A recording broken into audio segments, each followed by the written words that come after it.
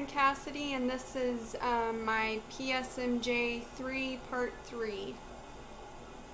For number 1, a detailed description of my stressor and explanation for why I chose the stressor.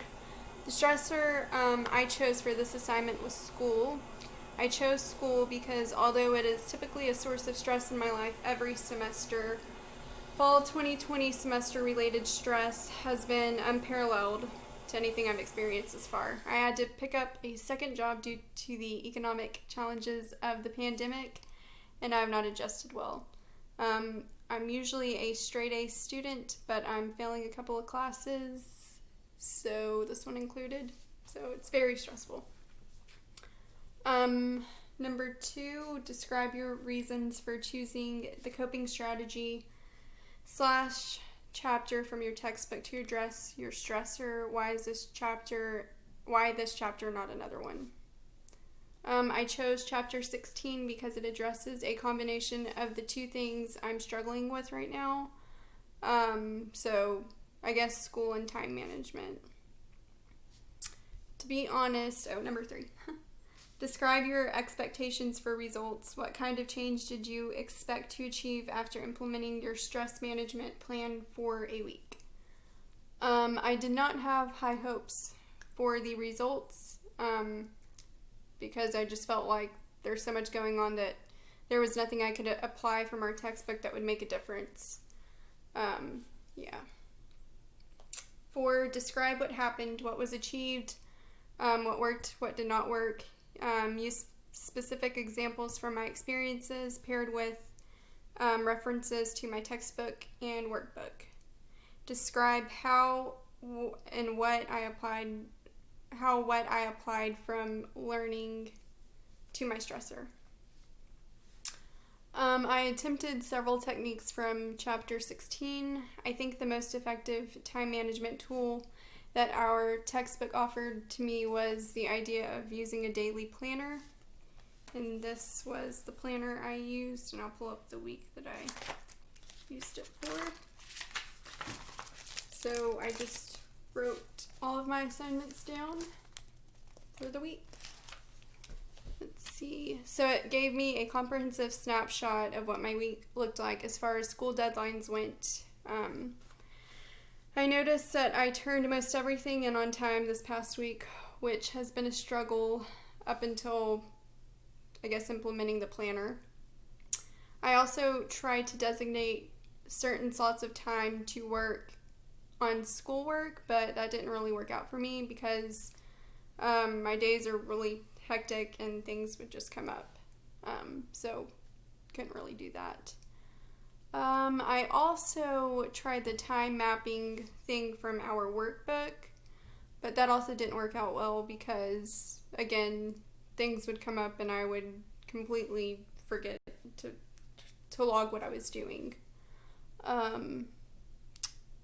So I guess in retrospect, I could have allotted time for scheduled interruptions in my day, as mentioned in this chapter. I planned on applying some art therapy as stress relief, but always ended up being too tired and uninspired to do it. I opted for sleep instead, which our textbook actually mentions is a good resource for being more productive the following day. I think I mostly learned that I get frustrated and overwhelmed easily in my day-to-day routine with everything going on, and I also get tired very easily. So the planner and a good night's sleep definitely made a difference. Number 5, talk more about the actual results of what I learned from this activity. Include info about what I learned about the coping strategy I used, differences between what I expected and the reality of how my plan worked. Describe what I learned about myself, my behaviors, insights, emotions, etc. So, like I mentioned, the creative coping mechanism I used never really came to fruition, so it didn't work. I actually got better results than I expected, though, which was a pleasant surprise. Another interesting revelation I learned about myself is that I'm what our textbook calls a straightforward procrastinator. So basically, I always knew that I tend to do anything but the task at hand. I just didn't know there was a name for that.